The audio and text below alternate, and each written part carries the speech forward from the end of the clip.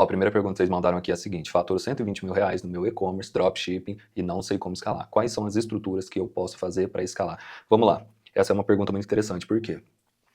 Eu vejo o pessoal com muita dúvida porque eles não sabem explicar de forma simples como que funciona o processo de escala.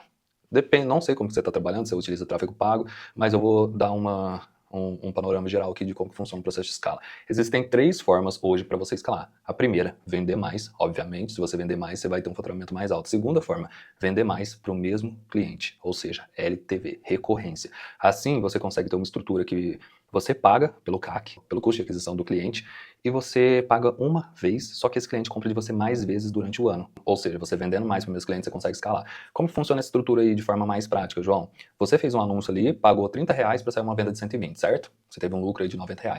E se você pagou os mesmos R$ 30 e esse cliente, ao invés de comprar uma única vez com você, ele comprou no primeiro mês, e você utilizando estratégias de e-mail marketing, você conseguiu uma recorrência desse cliente, fazer ele comprar 3 vezes de você. Ou seja, 3 vezes, 3 compras de R$ 120, ao invés de você ter lucrado R$ 90, você vai ter lucrado...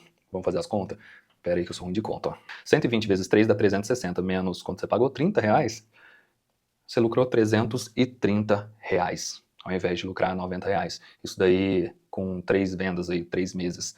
Basicamente uma compra por mês do mesmo cliente. Então essa é uma estrutura simples de você conseguir aumentar a sua escala aí. Fazendo ofertas pelo e-mail marketing. Como que eu gero recorrência, João? Fazendo ofertas pelo e-mail marketing, fazendo ofertas direto pelo Instagram, pelos stories. Então você consegue fazer várias formas de vender para o mesmo cliente. Ter uma base de leads com promoções e um monte de coisa. Então essa é a segunda forma e uma das formas mais inteligentes e mais baratas de vender, de aumentar o seu processo de escala aí.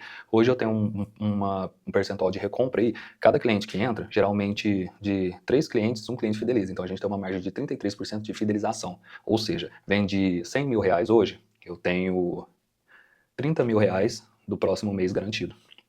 E a terceira estratégia da escala é o aumento de preço, o aumento do ticket médio, você cobrando mais caro pelo seu produto. Ah, João, vou cobrar mais caro, vou vender menos. Espera aí.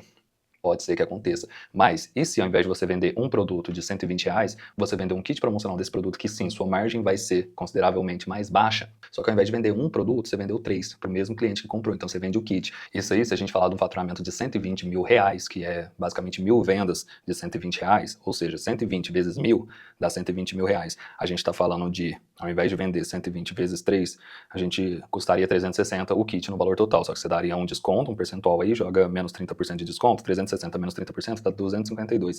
Então você venderia mais ou menos a R$ 280 o kit com 3 unidades. Sua margem seria um pouco menor, mas você venderia ao invés de R$ 120, R$ 280 para o mesmo cliente de uma única vez. Então R$ 280 vezes 1.000 vendas, a gente está falando de um faturamento de 280 mil, ao invés de R$ 100 mil. Então essas são estratégias extremamente básicas, simples e assim, qualquer pessoa com o mínimo do intelecto sabe o poder que essas estratégias têm aí, ancoragem de preço, entre outras coisas. Então, estou falando de uma forma bem básica aí para vocês. Essa é uma das formas que, simplesmente fazer uma configuração do seu site, você já vai ter um mínimo 50% a mais de faturamento, só vendendo algum produto promocional, um kit ou qualquer outra coisa desse tipo, entendeu? João, eu tento fazer criativo, mas eles não convertem. Uma vez eu acertei, mas depois eu não consegui mais acertar nenhuma vez. Ó, tá, resumindo. Ele acertou o criativo uma vez e depois não conseguiu acertar mais. Se você não sabe, criativo são anúncios que a gente faz ali no tráfego pago, no Facebook Ads, ali no TikTok Ads, são basicamente vídeos e fotos que a gente joga aí nas redes sociais para vender.